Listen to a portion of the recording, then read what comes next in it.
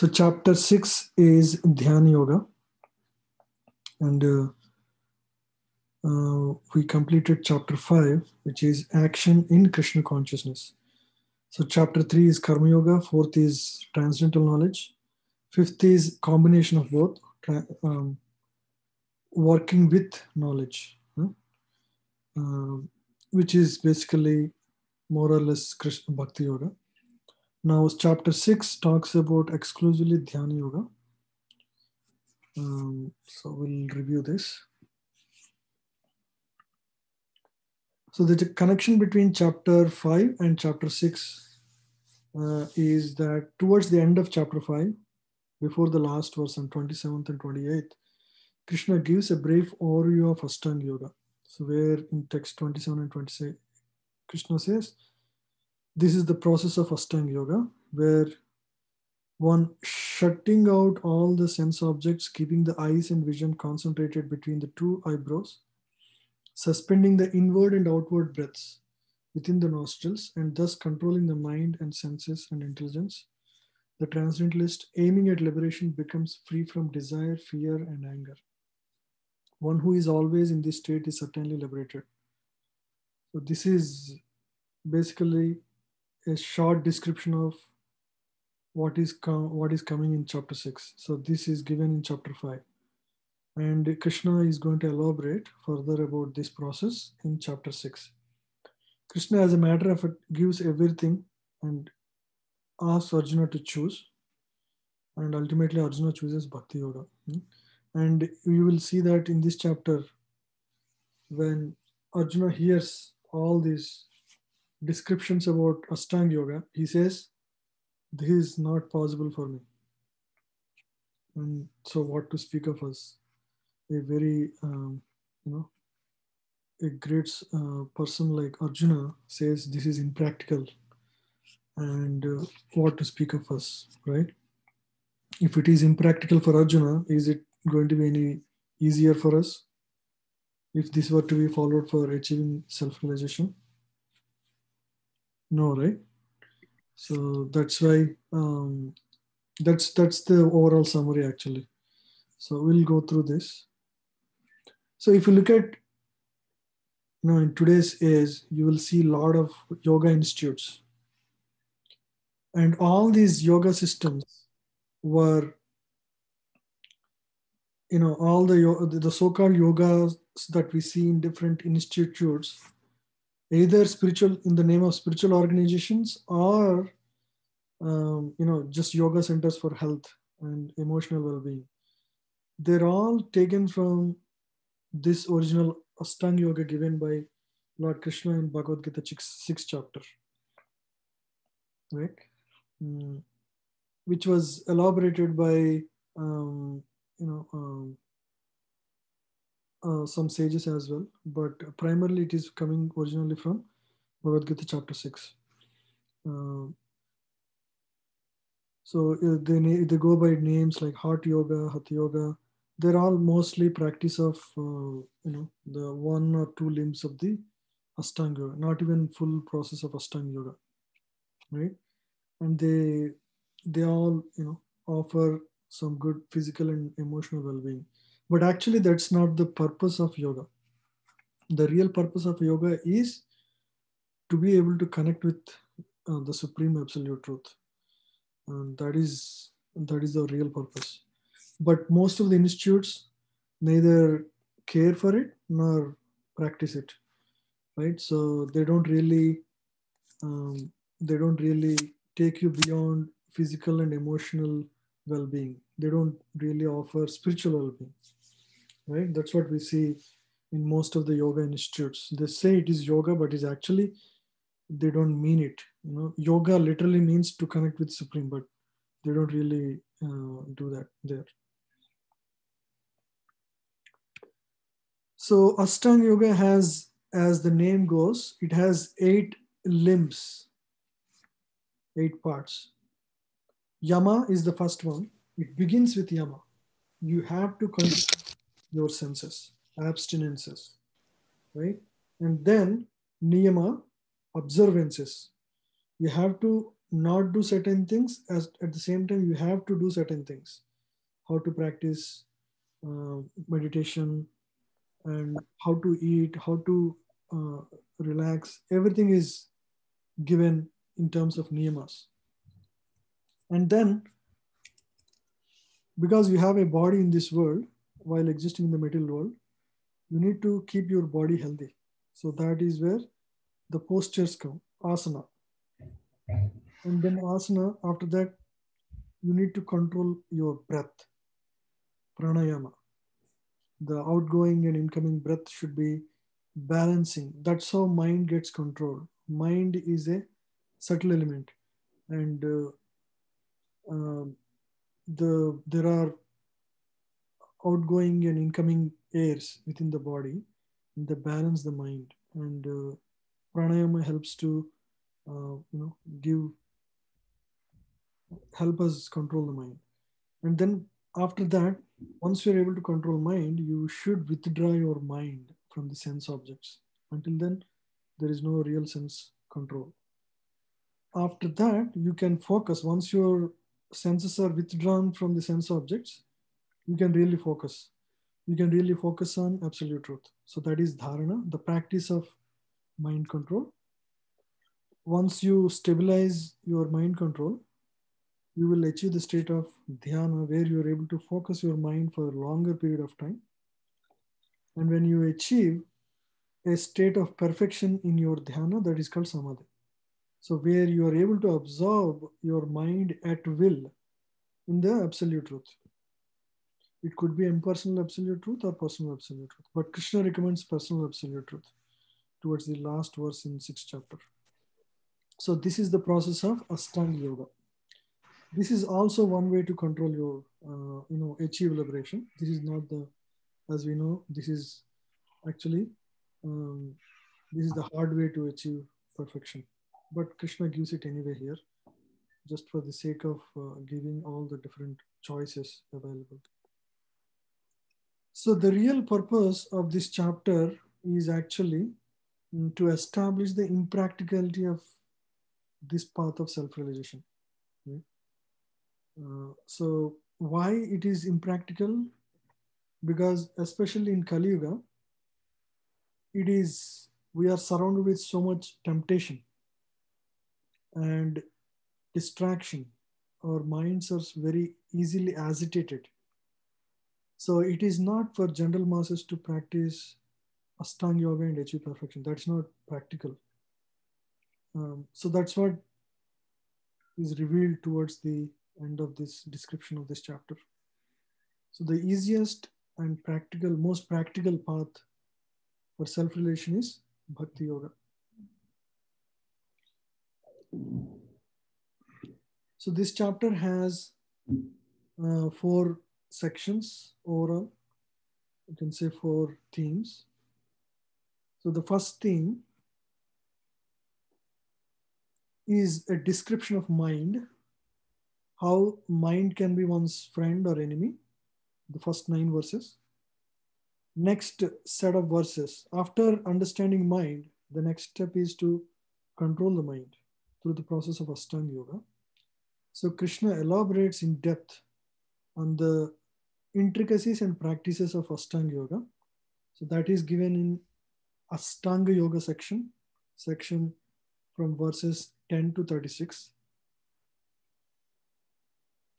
After that, after seeing that this process is very difficult and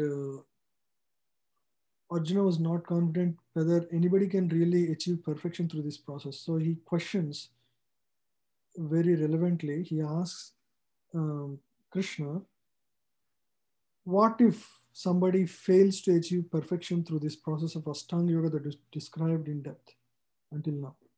So that is described in the next section, success and failure, where Krishna describes what happens if one fails. What will be the path forward for a yogi who has failed, who has not achieved happiness either in this world, because he has to give up this world to achieve the spiritual perfection. Neither did he achieve spiritual perfection because he could not complete the process. So what are his odds? What are his choices, or what are his options? Sorry, what are the options for him? So that will be described there. And towards the end, last two verses describe, in terms of what Krishna feels, who is the best yogi. After describing all this, Krishna gives an understanding of a perfect yogi. So that is the overall summary of this chapter. We can easily remember with the word easy. E for enemy or friend, which is basically a description of mind. A for Ashtanga Yoga, the detailed description of the process of Ashtanga Yoga. And what happens for a yogi who fails in this process of Ashtanga Yoga, as success and failure, and who is a true yogi. Is that all clear? So that is the overall summary of this 47 verses in this chapter. Now let's go and delve into each of these sections now. Yeah. So within this material world, while we exist, we have a constant companion, the material mind, which is the voice within. For everything we do, everything we act upon in this world, there is a deciding entity behind our, that's working behind the scenes. That is the inner voice. That's the voice within all of us. Who is that voice? The mind, right? So how does mind work? Mind is a coordinating sense, right? Mind is a coordinating sense. It receives input from all the senses. It processes, it stores, and it makes a decision whenever time comes to decide. It makes a decision. It helps to make a decision, by providing this data to intelligence, based on all the impressions it has from the past. So the yoga process is primarily focused on controlling mind, because that is what keeping us within this material world. So we need to understand how the question here is: the mind making decision or intelligence is making decision? Intelligence is making the decision, but mind is providing all the data. Yeah. So mind is the real force. Intelligence cannot, if mind is very, wavered, intelligence cannot withstand. Intelligence is like a, last gate. If flood is too strong, gates cannot withhold. So ultimately it is mind that is the memories and the impressions within the mind dominate our decision making. So that's why we need to, through the process of chanting, we change the path of control. So right now, for us, senses, for the uncontrolled mind, for the materialistic person, senses are extremely strong, and they provide all kinds of input to the mind. Mind gets agitated, it tries to go after sense gratification again and again. And with such a forceful mind, intelligence would act in ways of lusty, anger, greed, because intelligence cannot withhold the strength of mind. And when intelligence cannot withhold, the soul, falters. So that's what is, because the order of control is backward in a materialistic person's life, right? Where mind is completely, under the control of the senses.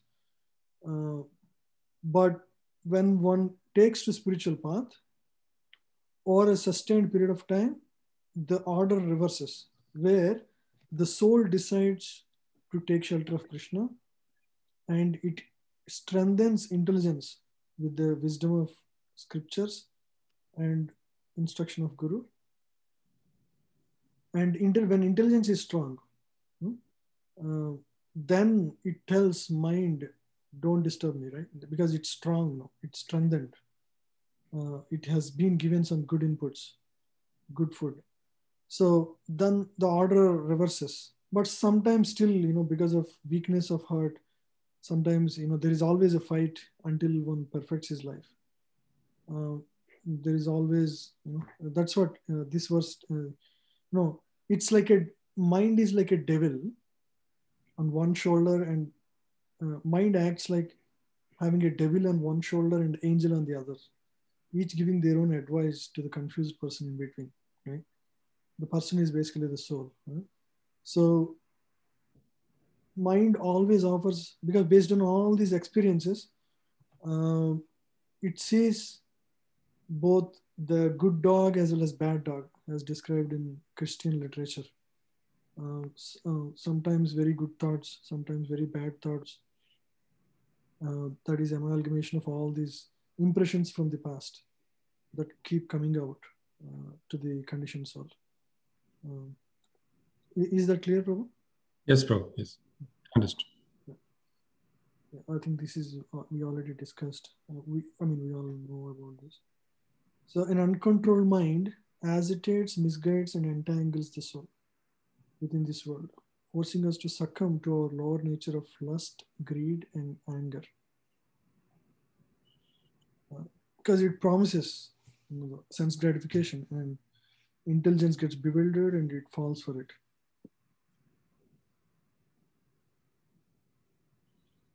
On the other hand, Krishna describes how a controlled mind works. For him, it acts like a best friend on his spiritual journey, helping him to make progressive and healthy choices, which bring him to closer to Krishna. And when one controls and befriends his mind, naturally, just like in the other case, greed, anger, envy overtake, here tranquility, peace, and freedom comes. Freedom from duality of happiness and distress comes when one is able to control his mind. So Krishna describes in these first 9 verses the benefits of having a controlled mind and the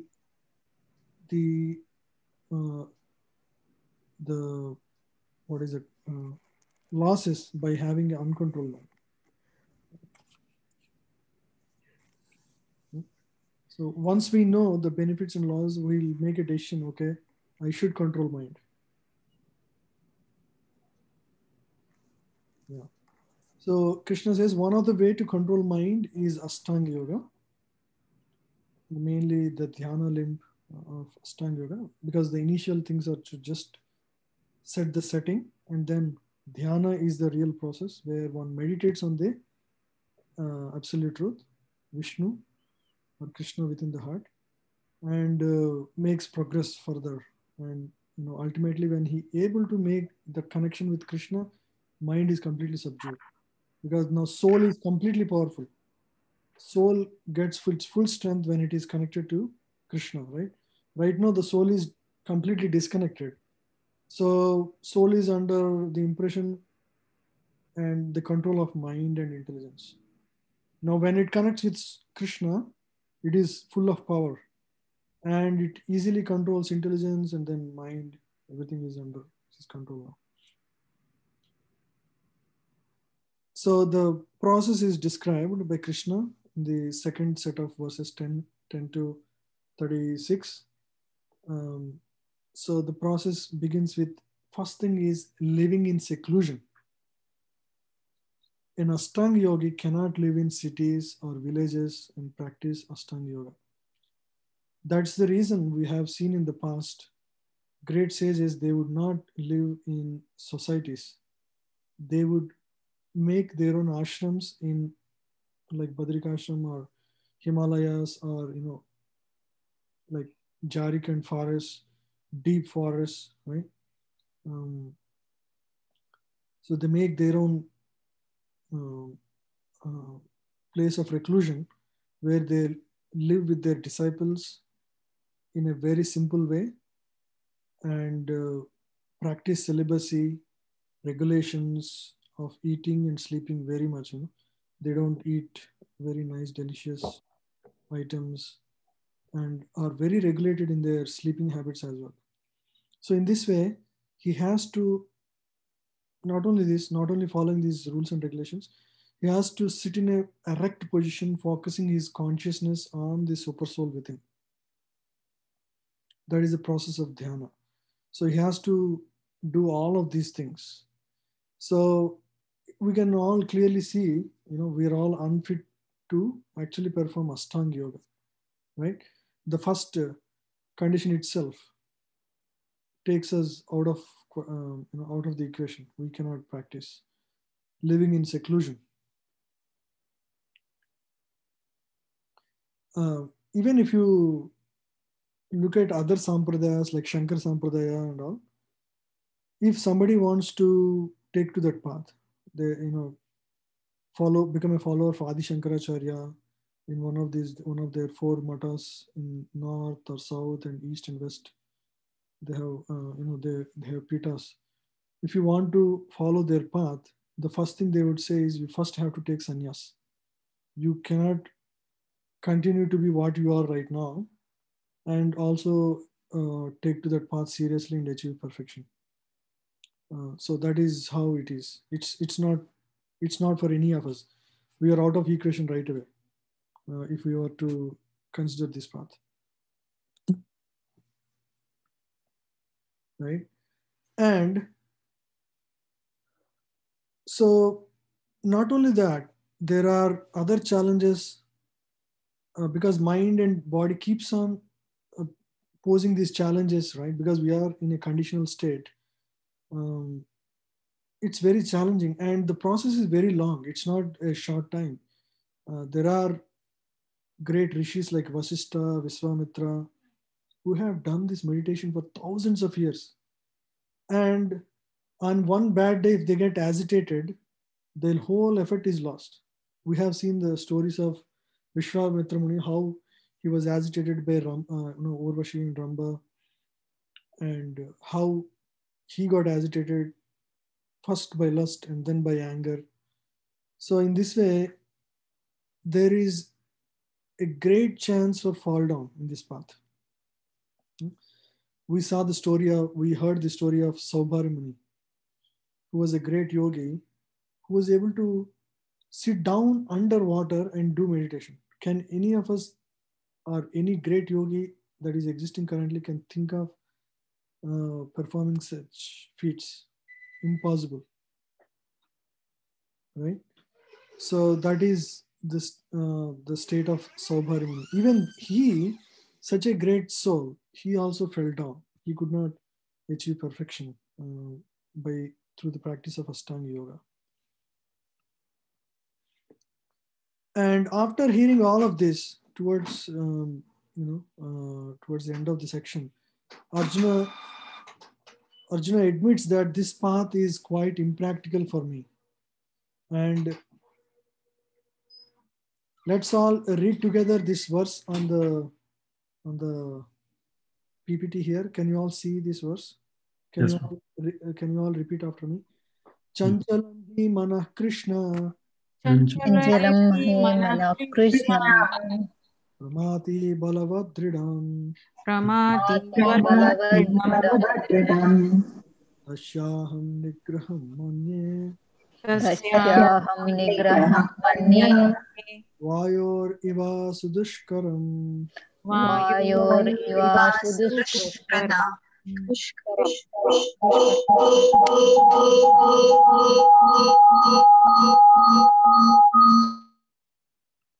Yeah. So the mind is restless, turbulent, obstinate, and very strong. O Krishna, and to subdue it, I think, is more difficult than controlling the wind. Because Arjuna is capable of controlling wind, he is relating to what he is capable of to what he is not capable of. So he's saying mind is so restless and so turbulent and extremely obstinate and very strong that I can't even I don't think I can control it. And in fact, it is more harder than controlling the wind. So this is the conclusion of the greatest warrior of that time during the Mahabharata time. Right? This is the conclusion after hearing the entire description of Ashtanga Yoga by Arjuna. Right? But Krishna would assert right after hearing from Arjuna, he would say this. He says that disciplining the mind is essential and it is possible through the appropriate practice and detachment. So if a yogi sincerely practices this path, he can achieve perfection. But he doesn't say it is for this age or in the past, but it is possible. But it requires very strict abhyasa and vairagya, detachment and sincere practice for thousands of years, not one day or 2 days. You cannot fall one day and practice 2 days. No, you cannot. So you have to have that kind of a very sincere dedication until you achieve perfection. May take 100 years, 1,000 years, doesn't matter. You keep doing that forever until you achieve the perfection. So in this way, Krishna explains to him. And so Arjuna, he got the answer from Krishna, but he was not very satisfied. So he wants to make sure to understand. He wouldn't ask this kind of question, when he was hearing about the description of Bhakti Yoga. But after hearing all of this, Ashtanga Yoga, he gets this question: what if, in case, if a yogi doesn't complete the process and achieve perfection in this one lifetime? What happens to such a person? So basically, Arjuna recognizes the difficulty of the practice of Ashtanga Yoga and understands the time it can take, that it can take very long time, right? So based on these challenges, he poses a very, very, proper concern with Krishna. What happens if one faithfully takes to this yogi process, but later falls away without perfecting his spiritual consciousness? What happens to such a person? And to that, Krishna replies, the unsuccessful spiritualist is seemingly left in no man's land. Oh no, this is not his answer. Yeah. So basically, his Arjuna's question is, hey, this guy, Vishwamitra Muni, he had left all the worldly happiness for the sake of spiritual progress. And now he lost to achieve perfection even spiritually. Now he lost both lands. Right? He's like a cloud, the piece of cloud that got separated from the mother cloud, right? Like that got this. It's in no man's land. He lost the happiness of the material world, and he hasn't achieved the happiness of spiritual world. He is hanging in between. What happens to such a person? Right? It's a very valid question by Arjuna. To that, so Krishna immediately appeases the fear of Arjuna by giving by explaining that whoever takes up a very genuine and bona fide spiritual process, he will make progress continuously life after life. Meaning, he does not lose the progress that he made in the current life. So all that he made in terms of his progress in spiritual life, he will continue to take it forward to the next life. So there is nothing that he loses. Right? So the point is that if we don't complete it in one lifetime, we carry on to the next life from the same point. If you have made 60% progress, you would start with 61% progress in your next life. Accordingly, your birth, your destiny, your karma, everything is arranged by Lord, so that you would start your progress from 61. You will not start from 0. Hare Krishna, Prabhuji. I have one question, Prabhuji. So if, let's say, in the past life, if one is in the Dhyana Yoga or Jnana Yoga margam, and then they made like 60% progress, so will they continue in that same path in the next life, or will they be born as a devotee? It can be either. It depends on because his inclination was towards Dhyana Yoga. Most likely he will take towards Dhyana Yoga because he already has this past expertise or past experience, right? And his inclination is also that. So based on one's desire, he will get his his path given forward, right? So most likely he will, but a yogi at any point can change to bhakti yoga. We have seen many cases where, like the four Kumaras, they have changed, right, their path. And many sages also in the past have changed to become a bhakti yogi later on when they realized, like Sukadeva Goswami. So course correction can happen anytime, but they will generally are attracted to the same path that they were doing before. Okay, Prabhuji. Thank you. So in Bhagavad Gita purport, Prabhupada says, birth in a family of yogis or transcendentalists, those with great wisdom is praised herein, because the child born in such a family receives spiritual impetus from the very beginning of his life. Right? Even though children are like 10 years or 12 years, they already understand the purpose of life. And today, Samad was answering so nicely. I was very happy to hear his answers in Radhesham Prabhu's class. Yeah, thank you, Prabhuji. Yeah, he was saying, Samad, why are you, what is the purpose of your work? He was answering perfectly. The purpose of my work is to please Krishna. Wow. I never knew anything about such a thing in my life, until 20 plus. So he was able to learn that under 10. So that is the good fortune of, in fact, all the children, all the children that are connected, that are children of the devotees, they all understand this from very beginning. So they're so fortunate. And this is happening because they're already better souls than, we should say, all of us actually. Otherwise, why would we not start early like them, right? So they had that good fortune, and we should encourage them, nurture them in that direction, right? So we should give all support and encouragement so that they would achieve, perfection. Even Srila Prabhupada and his Gurudev, Bhaktisiddhanta Saraswati Thakur, both of them were like that. They are born in families of great yogis. Both of them are very advanced. Their parents were both very advanced devotees. Bhaktivinoda Thakur, right? There is no comparison. Such a great soul. So it's like that. And after summarizing this, sorry. Anybody has a question? Okay.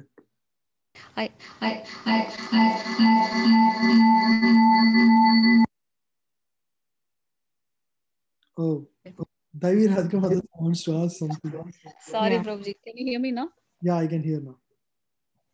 Oh, wait, I can't hear him. Okay. Prabhuji, can you hear me now? Yeah, I can hear now clearly. Okay. Sorry, we had some audio issues. Prabhuji, if you can go back to the previous slide. In that, yeah, here it seems like, Krishna is finally saying when Arjuna is asking, when we take up genuine spiritual process, then we get eternally benefited. But here they are talking about dhyana yoga. So, but it seems like it's finally getting connected to bhakti yoga. Is that correct? Or is Krishna not giving a path through dhyana yoga, like how he can get benefited? So it is actually the statement of Krishna is relevant for any spiritual path, whether it is through karma yoga or dhyana yoga or bhakti yoga.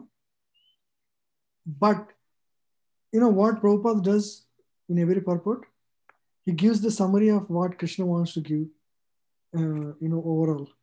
So Prabhupada has this, natural talent to give the essence in everything that he gives. So ultimately, towards the end, Krishna says follow bhakti yoga, and Arjuna, because Prabhupada prepones that in every purport. So that's why we see this kind of discussion in the. So this is from the purport that Prabhupada writes. But this is applicable to any path. However, because of the discussion that happened between Arjuna and Krishna, we clearly know the path of Ashtanga Yoga is impractical, isn't it? And so to make progress in that direction is really difficult for a conditioned soul. We hear this repeatedly in 11th chapter and many other places. For a jiva that is embodied in the material body, extremely difficult to control his mind and especially focus on impersonal absolute truth. So ultimately he may achieve perfection, but it's not easy, especially in this age. So, but the path given is, the principle given is for all paths, but Prabhupada's in the purport focuses on Bhakti Yoga.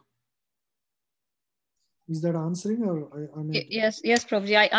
I could understand. I was just thinking, if someone asks a doubt like, how can we achieve it by the end of Dhyana Yoga? So how do we present it to them? Like, of course, definitely we know that Bhakti Yoga is the best, and that's where it all finally leads to.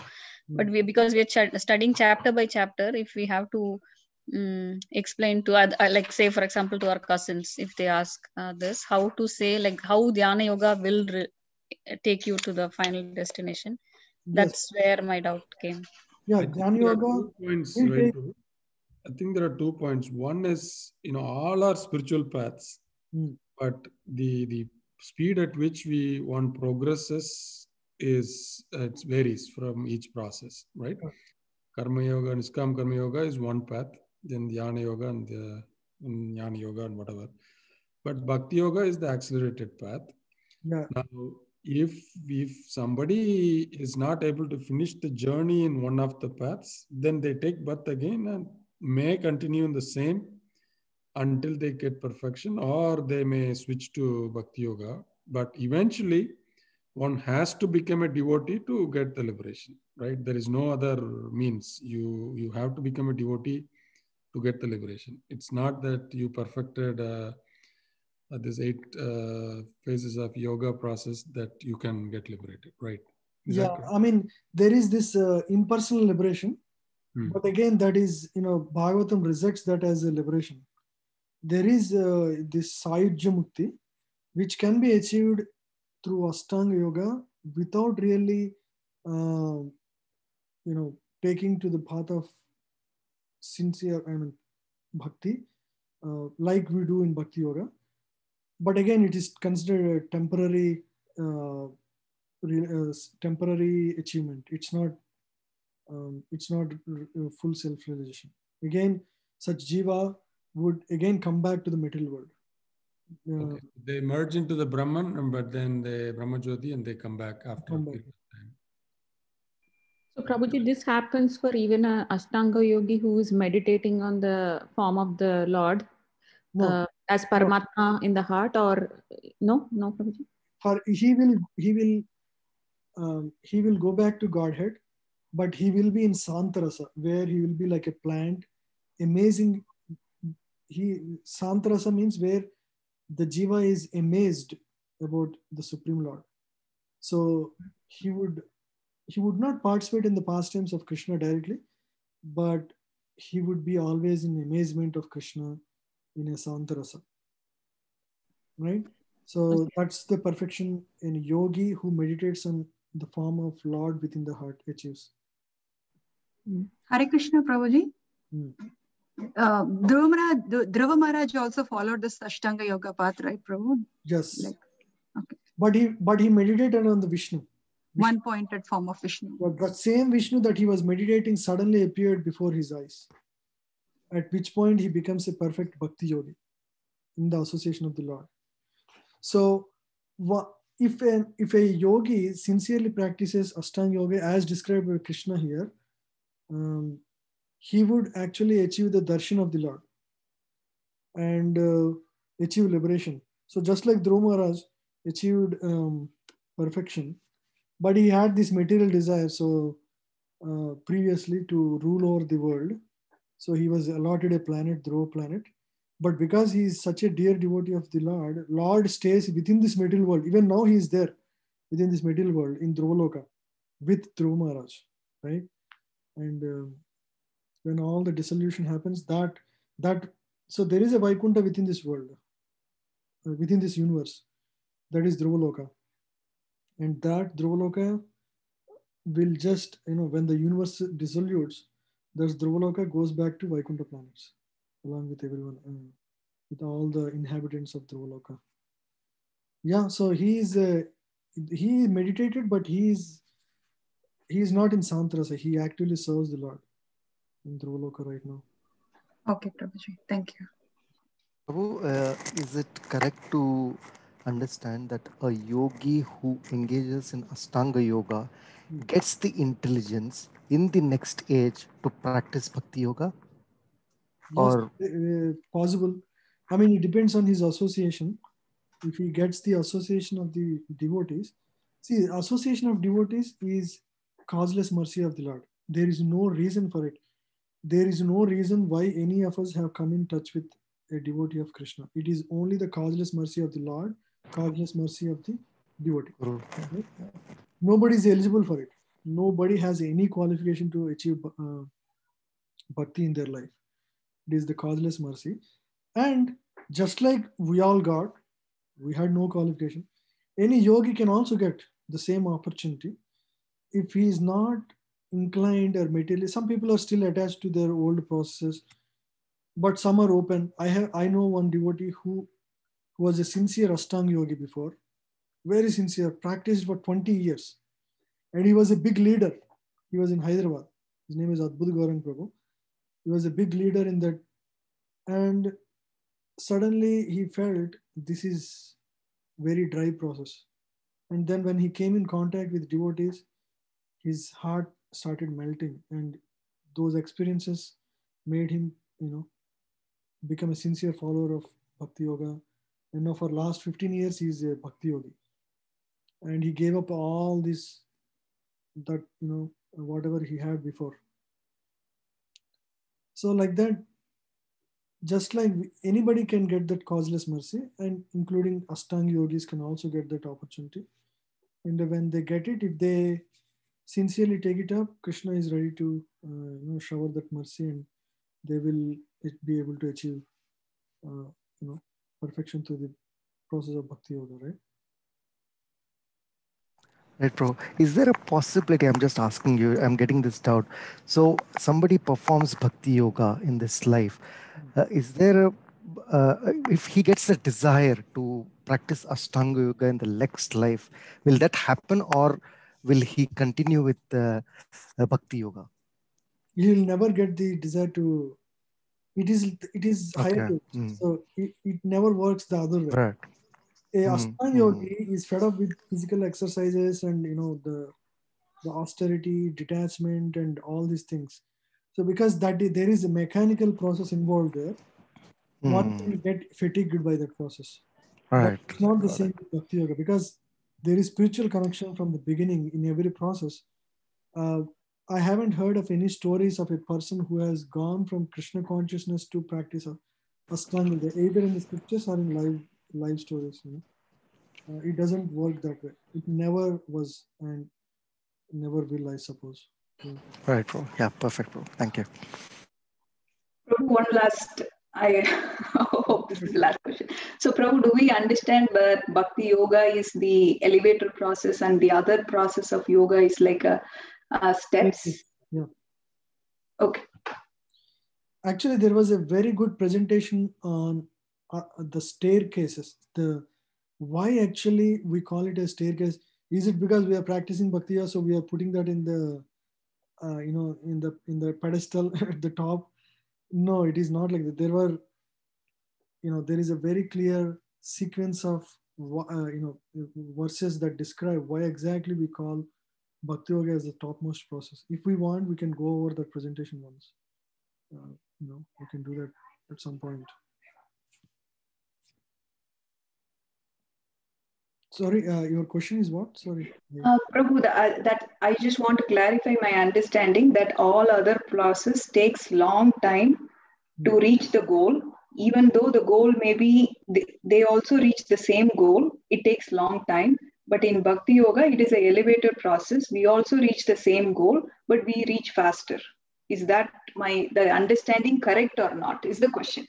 Oh, no, actually there is some gap there. A karma yogi, right? Karma yogi ultimately tries to become a jnana yogi. So it's a staircase method. So if you cross one step, you come to the next step. A perfect Ashtanga yogi is almost like a bhakti yogi because he is meditating on Vishnu. When the process he has taken, the steps he has taken are not direct to devotion service, but they led you to bhakti only. So karma yoga leads to jnana. Karma yoga gives knowledge. As you perform work with detachment, one gets knowledge, the knowledge of the absolute truth. So once you have the knowledge, right, you're able to discriminate what is temporary, what is permanent, and now you act with that knowledge. That is Nishkama Karma Yoga. That leads one to, okay, let me focus on God more, right? So then one performs sincere practice, not only through work, but you also exclusively practices Ashtanga Yoga, So that's how it works. And Ashtanga Yoga, as he meditates on the absolute truth, he may, in the process, realize Vishnu. That becomes Bhakti Yoga. So in this way, if you see, it's a natural progression towards Bhakti, the process. Ultimately, one has to love God and connect with God.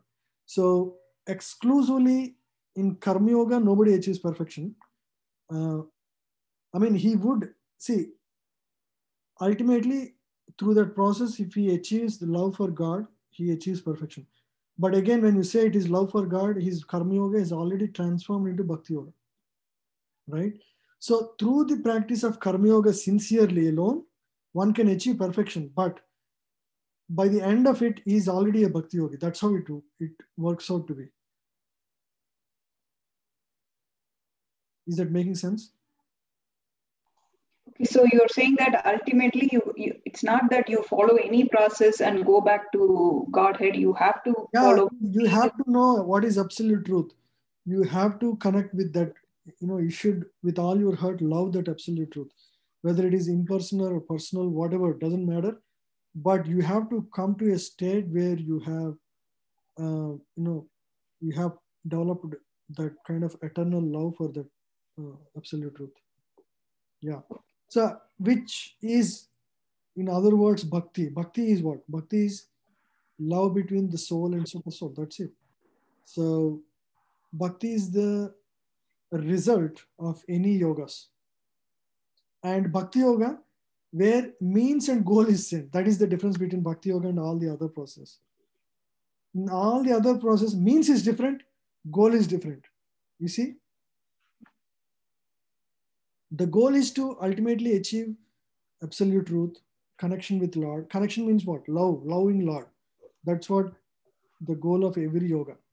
But the means is different. Means is indirect. But in Bhakti Yoga, means and the goal is direct. Is that clear? Yes, Prabhu, but only last one thing. So personal form of the Lord, impersonal form of the Lord, like Brahman, both are can be the goal. Yes, right? Both can be goal. One can achieve a Brahmavadi, one who is not attracted to the personal form of the Lord, can also achieve perfection, means free mukti. So they will achieve mukti. Mukti means freedom from the influence of the modes of material nature. Right? That is possible through any process. Right? To achieve absolute love for God, you need bhakti in that mix. Okay. Yes, thank you. By the way, do we understand freedom from modes of material nature? Very clearly. What do you mean by mode? We are under the influence of modes, and modes are, acting on all of us. What does that mean? Anyone wants to answer just quickly? What do you understand by modes are acting on us? We understand mode of goodness, mode of passion, mode of ignorance. They are like forces that act on conditioned soul continuously, right? A liberated soul is relieved of the influence of the three modes of material nature. So there is an influence that keeps on happening for the conditioned soul. Any example or anything that you can relate to how modes influence us?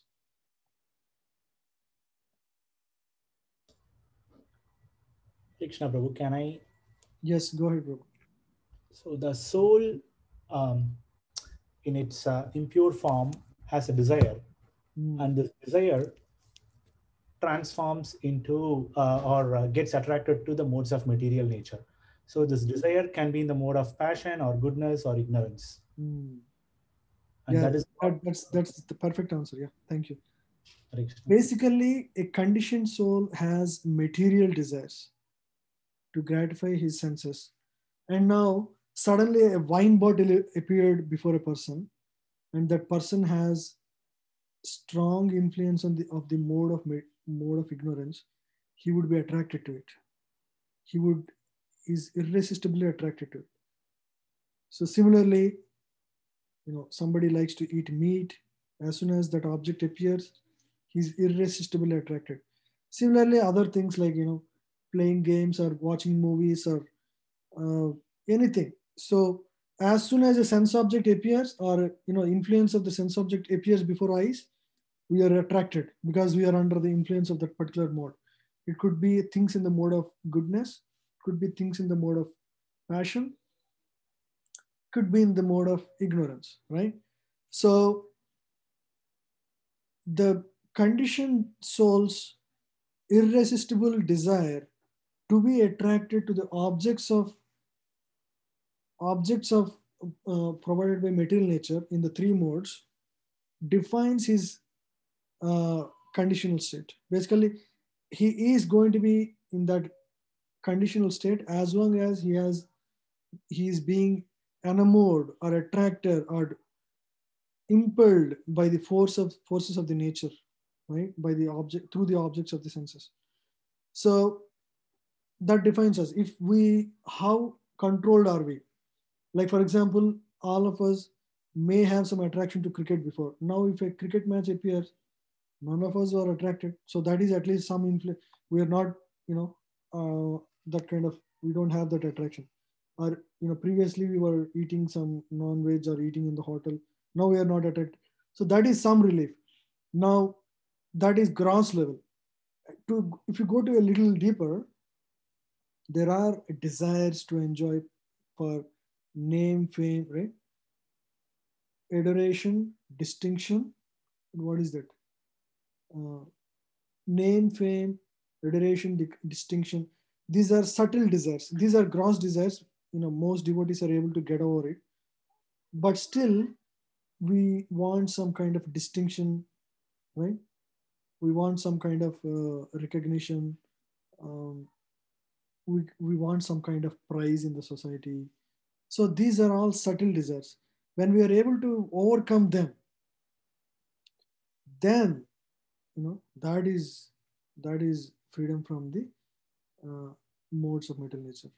So that's what liberation. Liberation means you are dispassionate towards things of this world, towards the objects of sense gratification of this world, towards the influence of the material world. Things will go up. Sometimes you will get more money. Sometimes you'll lose money. If you are not stressed out, and instead remember Krishna and understand this is all game of life. There is no, whatever I deserve, I'll get it anyway. And whatever I have to lose, I will lose anyway. I'm not going to lose my heart for it. So if you are in that kind of state, that is actually a state of liberation. So that's what we are all trying to always aspire to achieve. And we can achieve through, when we make serious progress in spiritual path in Krishna consciousness and relate to Krishna in every aspect of our life, we can achieve that state. That is basically state of liberation, right? State of liberation means not like a blissful state like they describe in some of the descriptions of different yogis and all. That happiness will come when you think about, when you remember Krishna, pastimes of Krishna. When you achieve state of liberation after Nishtha stage, the pastimes of Krishna would overflood your mind and you feel ecstasy naturally. So that is a byproduct. We don't need to worry about that ecstasies right now. We should focus on cleansing our heart and doing your sadhana sincerely and practicing bhakti yoga to our best capacity. Right? That is our liberation. Prabhuji, I have one question. So what about the bodily needs? Now that we have taken birth as a human body, so we have to sleep, we have to eat. So are they also connected to the modes? No, those are maintenance, no? Maintenance duties, we all have to maintain our body. And Krishna himself says in this chapter only, a yogi is a person who will read next week, who balances his eating, sleeping, and recreation, all the three things. One, by the way, we can also play games. That is also allowed as long as it is regulated, right? Yogi does all of these things. A yogi is not a person who is unregulated in these things. That's what Krishna says in this chapter. Thank you, Prabhuji. Yeah. So we can do everything, but like I said, we should not be enamored by the objects of senses as they influence us. That's what differentiates a liberated soul versus conditioned soul. Right. So now towards the last section, which is just 2 verses. So after Krishna summarizes the difficult process of dhyana and Ashtanga yoga, Krishna concludes with the summary by affirming that the perfection and goal of all yoga system is to help the individual become fully conscious of God. This is what we discussed till now, right? Where you take any path, any yoga system, take any yoga system. The perfection is you become fully conscious of God. Means you are seeing God in everything. You see a plant, you see Paramatma within it. You see your son, same thing, or another devotee or another person. You see a spark. So you see everything. Life is sacred. The whole existence is sacred. While all yoga systems are certainly beneficial, the easiest, most efficient, and essential path is known as Bhakti Yoga, the yoga of devotion. Because the goal is to become God conscious, and in every step, Bhakti Yoga makes you that, makes you in line with that. So that's why it is considered the easiest and efficient, most efficient. Means an efficient process is something that takes least input and gives maximum output, right? So in this one lifetime, if you give so many years, you can achieve perfection in this path. Let's read this verse together again. You can all unmute yourself. Bhagavad Gita 6:47. Yoginam api sarvesham. Yoginam api sarvesham. Madgate nantaratmana. Shraddhavan bhajate yomam.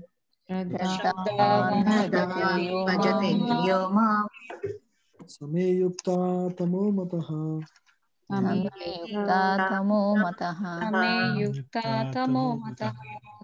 Can anyone read the translation? Anyone? Who wants to read?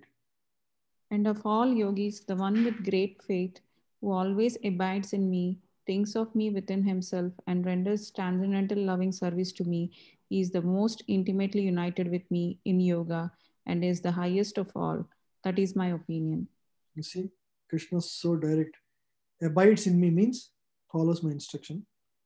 Thinks of me means becomes Krishna conscious, always Before doing anything, he says, I'm doing for Krishna's pleasure. That's how we can do. Thinks of me within himself. And renders transcendental loving service to me. Means he offers food. Before he eats, he will offer his food to Krishna. Before he chants, he thinks about Krishna and thinks that it is for his pleasure. It does arati. And he does hearing. So all these are all transcendental loving service to Krishna, right? So in that way, such a person, Krishna says, is most intimately united with me. Most intimately. So there are two words there. Most intimately united with me means he is the perfect yogi. And he is the highest of all. What assurance can anybody else give, right? About the best process of yoga, right? Krishna is clearly saying, you do anything, you meditate or do whatever, but this is what I feel is the best, right? Krishna wouldn't force Arjuna, you do like this only. He would say, this is my opinion.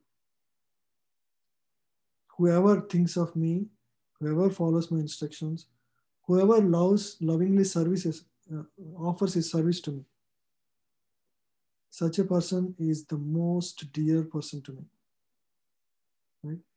And he's not only dear to me, he's the highest. Nobody compares to such a person. He's the highest. No yogi or any other process comes anywhere close to this. So that is the conclusion of 6th chapter. So next week we can discuss these sections. Which is very easy. We have this idea now, background. Now let's quickly go over each of you quickly and tell me what is your key takeaway in this chapter, right?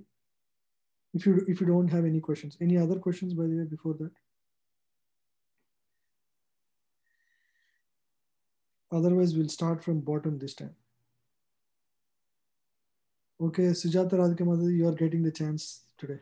Oh, thank you, bro. But that's okay. Whatever everybody thinks, that's okay. So what I finally got out of is, after all these things, loving God is what is yoga. Yeah, you got at the end of the day. What is that, bro? You got the summary definition of Bhakti Yoga or yoga in general, the ultimate yoga. Yeah, whatever we do, we talk about so many yoga paths, that this everything, at the end of the day, how to develop our loving relationship with God is what the conclusion is. Whichever process can give that faster, that is a Bhakti Yoga. Like we have all this practical devotional service in all aspects, like using all our senses, eating, whatever we do, we are, I don't know if there is any other path which is like even eating can be a devotional activity. Yeah, there is no other path. That's why every step can be made into yoga, in Bhakti Yoga only. Thank you, Mata. Very good summary. Sarvana Prabhu. Yes, Prabhu. The key takeaway is the jnanis, you were discussing about jnanis. So jnanis attain sahijya liberation or impersonal liberation, and the yogis attain the santarasa form of liberation, and the bhakti yogis attain the other 4 forms of highest liberation. Yes. Yeah. And also the ladders of the yoga, the karma yoga. Ladder. Yeah. What's that, Prabhu? Yeah, ladder of yoga. Yeah, the ladder of yoga. Karma yoga can lead to bhakti yoga, but if it is concentrated on Krishna, there is another path wherein without Krishna consciousness, karma yoga gives or leads to jnana yoga, wherein you can know more about the supreme knowledge. And then again, the jnana yoga can again branch into you by knowing more about Krishna. You can directly pursue bhakti yoga. or by acting on jnana, you can attain Ashtanga Yoga and then attain Bhakti Yoga. Correct. Yes. Yeah. So the other point I wanted to clarify is that I want to say. I forgot. Okay. Let's move on. Yeah. Sakhipriya Mataji. Thank you, Prabhu. Hare Krishna, Prabhu. For me, my takeaway is like, we all have the fear of like what happens when we fall down. So that regarding the success and failure slide, like you explained that Krishna appeases all such fears by explaining that whoever takes up this genuine spiritual process is eternally benefited, even if they don't perfect it. Correct. So we should not have the fear of losing anything. Krishna assures it in this particular section. And if we don't complete it in one lifetime, we carry it on in the next lifetime from the same point, and he can evolve towards the spiritual perfection. Yep. So that's my key takeaway. So we should not have the fear of like falling down or anything, like accidental mistakes or anything. Just have faith in Krishna. Correct. On the other hand, if somebody achieves, like great material success in this life, say he becomes like an Elon Musk, right? He becomes the richest person in the world, but unfortunately, he has, all his life he spent only in work. I heard he works 17 hours, 18 hours sometimes. So if he is so much workaholic and no time to think about life and achieving perfection or anything, now after this life, suppose he passes away at some point in lifetime, then unfortunately he may become like a rat in one of the Tesla car shed or somewhere, because he's so attached to the brand or whatever. That's what happens, because he hasn't accumulated anything spiritually in this lifetime, and all he has is material credit, and all the material credit would go away after this lifetime. So all the wealth, all the name, fame, everything that he had achieved in the past life is zeroed down. But on the other hand, if one achieves perfection spiritually, even 50%, that will carry on to the next life. He will start from there in the next life. So how good it is, comparatively. So we should be all feel proud about what we are trying to practice. We are more fortunate than all these richest people. So we should understand that. Sometimes we think, oh, all these people are so lucky, they have this, that. But really understand, they have nothing actually. They have, what they have is big zero. So many zeros without one, it has no value. Even if you have 1 or 2 zeros, if you have one before, you have some value. So Krishna is that one. So if they have no one, they're only increasing the number of zeros in their lifetime.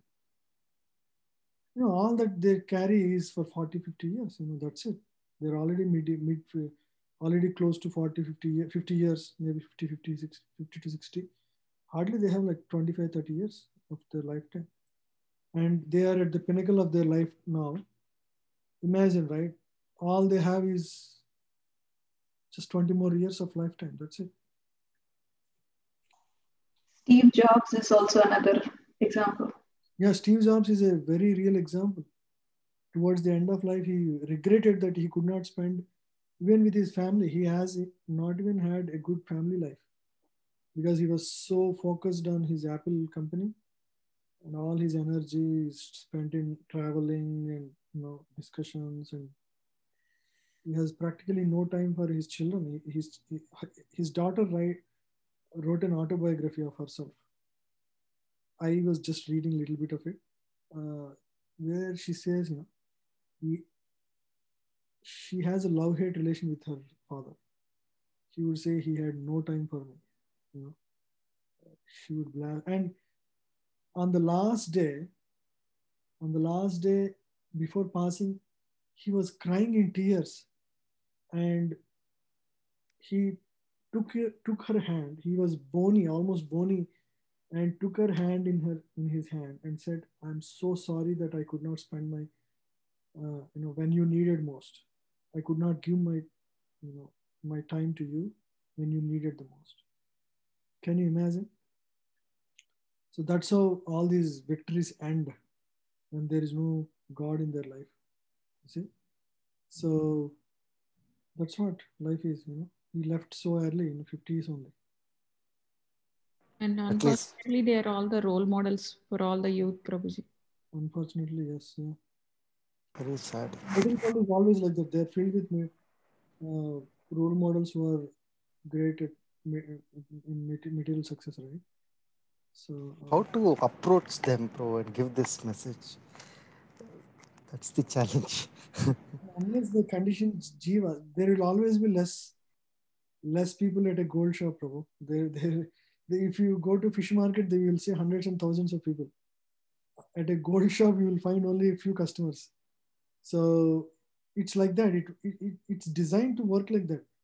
There will be less people in our temples and classes. It's material world, Prabhu. If it is spiritual world, it will be the other way. It's by definition, it is going to be like this. It's going to get only worse as Kali Yuga progresses.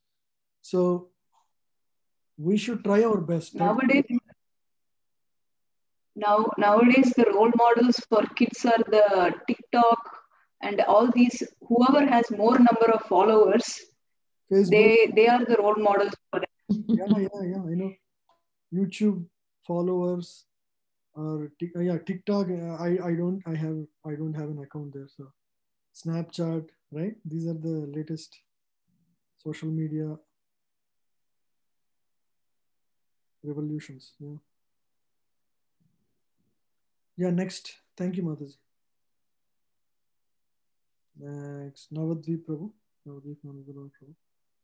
The greatest realization was out of all these different yogic process and paths, Bhakti Yoga is topmost, and it is guaranteed. So Krishna has very clearly mentioned in Bhagavad Gita, if somebody follows this process, he will definitely go back to him and reside with him. So that was the realization. And the other is I got a lot of clarity on this three modes of material nature. I used to always hear this, but you made it very clear. It is not just about the gross desires, but also it is about overcoming the subtle desires. So that clarity I got today, bro. Thank you. Next, Jai Shri Mataji. Yes, Prabhuji. So the key takeaway is Bhakti Yoga. In Bhakti Yoga, the means and the goal, they both are the same. So why unnecessarily waste our time and effort in other paths?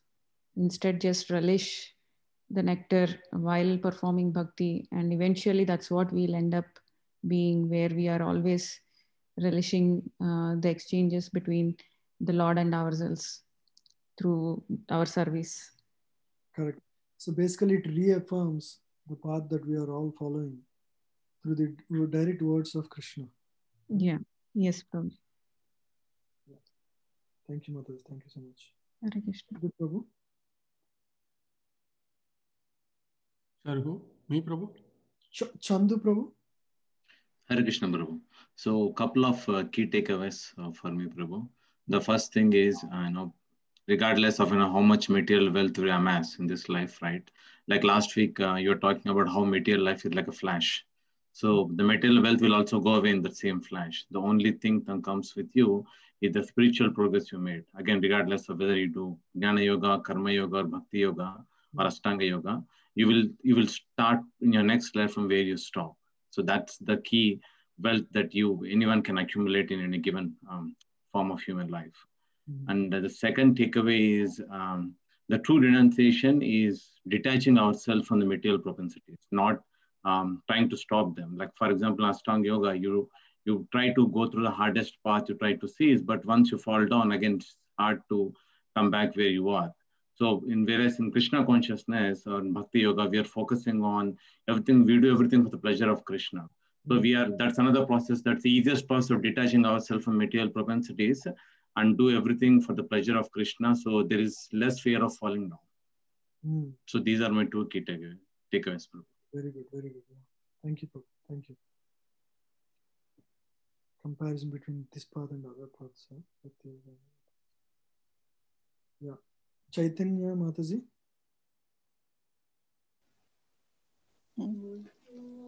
Hare Krishna Prabhu. Yeah, my takeaway for today is one doesn't lose the spiritual progress he made in this life, and he takes it from where he left off in his next life. And one more takeaway is until any of the processes leads to Bhakti Yoga, one won't be able to achieve the perfection. Yes, yes. Whether it is direct devotion or no, he needs to achieve love for God, which is Bhakti Yoga. Yes, real perfection. Yeah, thank you. And one more is Bhakti Yoga is the very easiest and efficient and essential path to achieve the perfection.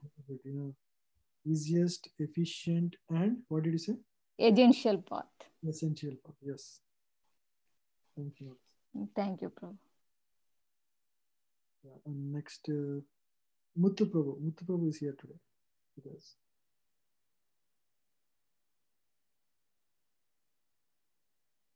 Muthu Prabhu.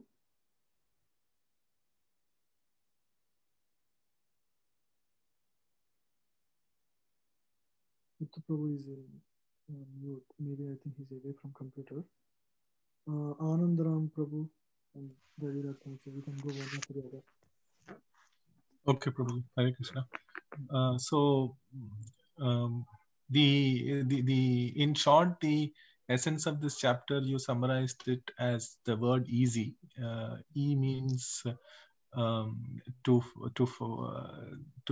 help to find out whether your mind is actually your enemy or friend.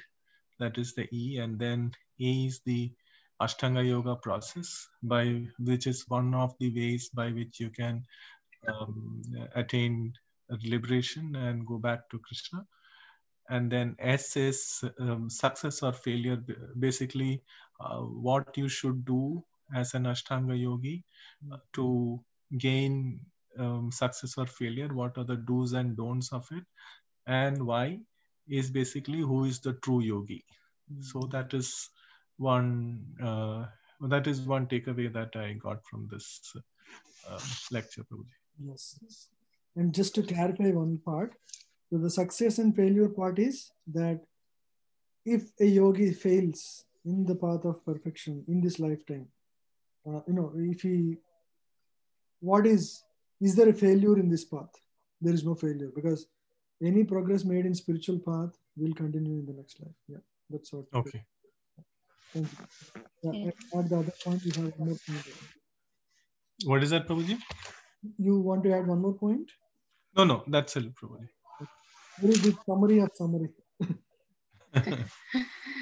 Hare Krishna, Prabhuji. The takeaway that I have is finally Bhakti Yoga is the topmost. So I'm telling myself, like, I don't have to worry about the intricacies of Dhyana Yoga.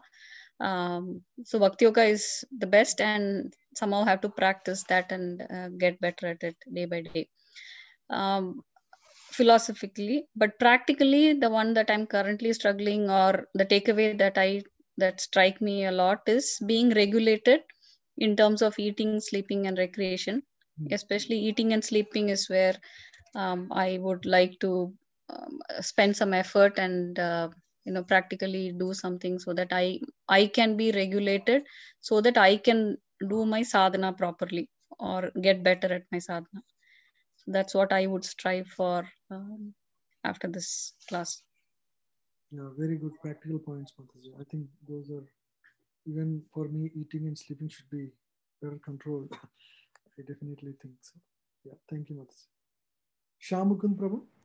Oh, how come you should have been done before? But And that's where I didn't know how my name popped up at the top. Yeah. But anyways, bro. So I think this is a very defining chapter in my opinion, because it clearly delineates between the other process of yoga compared to Bhakti yoga, right? So it clearly explains, it is a really a struggle, the path if you're going through the Ashtanga yoga. And also Arjuna asks the clear question of, okay, what happens if I don't succeed? All those questions we would have normally. So, and he actually has those questions for us. So it's actually amazing. And I also give this as an example for whenever I sort of talk to others. Look, this is what actually Arjuna spoke, where, I have weapons even to control the wind, but I cannot control my mind. Right. So how would I succeed in this path? This seems to be a very impractical path. What you're defining, Krishna, is a very good way of articulating to others also when we talk about the benefits of taking Bhakti Yoga. Yeah, it is. So, very good, Prabhu. I think it gave, as you said, it gave a lot of clarity on the different paths, and also clarify the superiority of Bhakti Yoga very clearly with the direct words of Krishna. And what if one doesn't succeed in this path? What's the destination of such a yogi? Yeah, those are the key takeaways in this chapter. Thank you. Thank you, Prabhu. Yeah. So anybody has any practical suggestions? Like last time we thought of remembering Krishna before our actions. That is one takeaway we took. Anybody wants to add something? Like Devi Radhika said, I will focus on regulating habits, eating, sleeping, like that. Anybody wants to add something on what they want to practically follow after this chapter? Any ideas? I had a question, so it's not the answer. So I think somewhere initial question I didn't ask. So you said that mind is providing data to the intelligence to make decisions. So when we are pulled in, mind is pulling us in different directions, how do we strengthen the intelligence to make the right decision? Yes, that is the instruction of Guru, Sadhu, and Shastra and association. So how we are able to, how we are able to say, suppose somebody has diabetes, how he is able to keep himself away, detached from eating the gulab jamun, by understanding that this sweet is not going to be good for me in the long term, right? That is the strengthened intelligence. But if he succumbs to it, it is weakness, right? So spiritual intelligence is strengthened by scriptural study, Krishna says, and association. So these two are the key factors. If we have certain difficulty in practicing something, we either should read relevant topics from scriptures. There are verses and slokas describing every aspect of our problems. Or we can also directly associate and clarify with a devotee who you think would have is doing that thing better, right? So that's how through association and through scriptural study we strengthen our intelligence. And it's a continuous process. It's not that we will always stay strong. Sometimes we will all weaken. We'll all be influenced strongly by modes. Sometimes we have to go through difficulties and challenges where we are not properly Krishna conscious. There will be ups and downs through the journey, but overall it should be up. It's like a stock market, right? Sometimes it crashes, but it should go up, come down, go up. So ultimately it should be up. The trend is up, but there will be ups and downs in the path. And at that time, we don't fall down completely, crash down to zero value in stock market.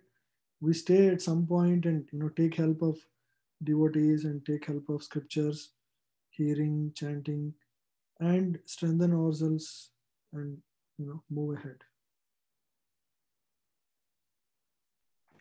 So just a follow-up question. How to be more regulated when it comes to activities like investing in stock market or, asking for more salary hike?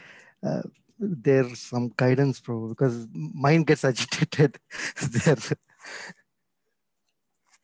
See, those things are, specific to each individual.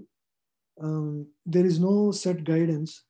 If you really feel you are not paid according to the industry standard, it is a just question to ask to raise the salary, because your experience, your level of contribution, all those things based on your peers, and if you feel that that is a just question to ask, you can ask.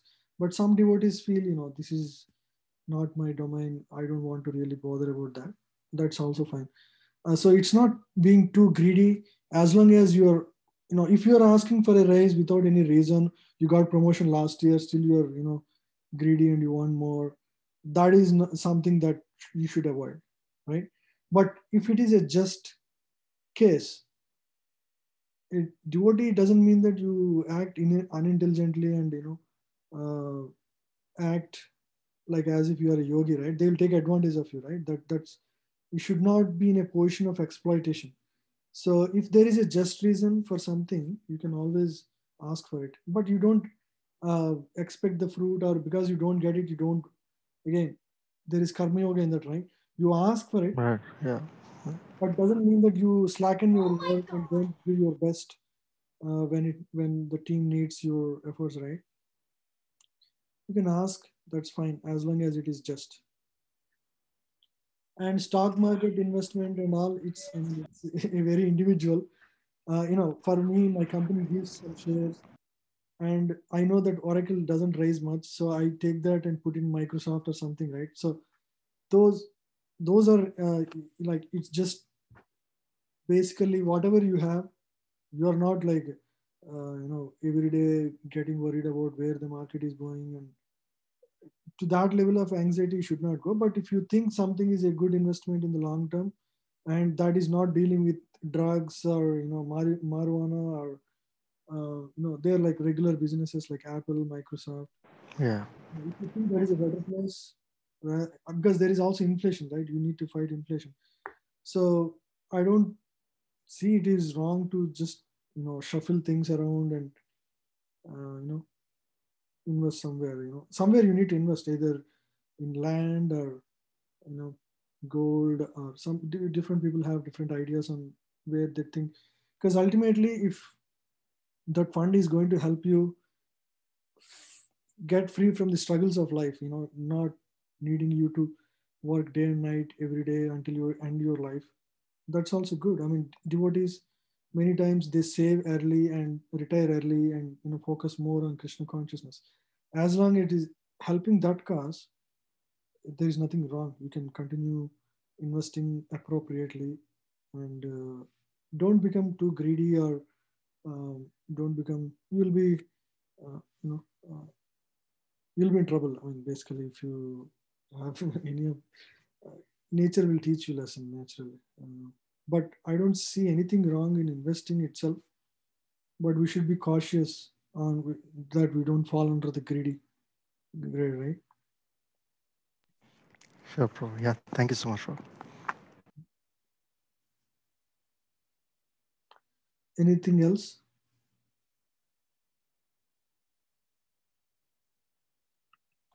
So, Prabhu, you asked for a practical question. I think one thing which I could think on top of my mind is read more scriptures, get motivation to read that. And what I was thinking, when we will get motivation is when we find joy in it. Somehow we have to get the taste that if I have a movie to watch and I have Bhagavatam to read, I want to choose reading Bhagavatam over watching a 2-hour movie. So that taste has to be replaced and it has to fill it. So that is a practice. You keep doing it over a period of time, you will get the taste. Yeah, that's true. Like Prabhu once mentioned, you all read Bhagavatam every day. So that's how it is. We strengthen our intelligence on a daily basis. you can all read 6th chapter every day this entire week. At least the translations are, Okay, so nothing else, we'll end it here. Thank you all. We'll end the class here. Hare Krishna. Thank you. Thank you, bro. Thank you so Hare much. Krishna. Hare Krishna.